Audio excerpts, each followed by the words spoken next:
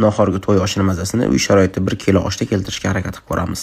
Qanchalik o'xshat olganimizni kommentarda yozib ketarsiz. 1 kilo osh uchun 300-400 gram atrofida yog'ni solib, oshimiz kichkina bo'lgani uchun birinchi bo'lib piyozni solib, tillaranga kelgandan keyin go'shtlarimizni solib qovurib olamiz.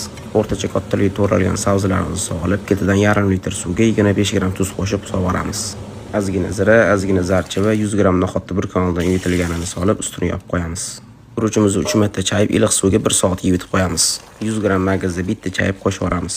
1 soat yuvigan guruchlarimizni solib, ustidan 10 gram tuz qo'shib, guruchlarimizni yoyib yuborib, ustiga tog'oracha yopib, tegini balandlatamiz.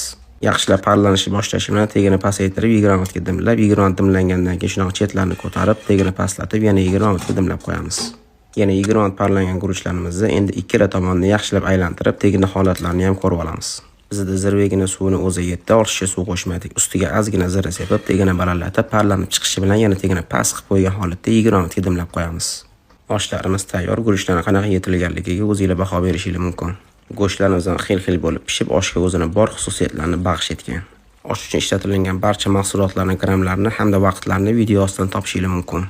Bu videoni uyda qilingan osh baribir o'xshamaydi-yu deydigan insonlarga yuborib qo'yinglar. Xuddi ertalabki nahorgi oshdan mazasi bilan birga bir bo'ldi deya olmayman, lekin qo'ldan kelgancha tayyorlashga harakat qildik.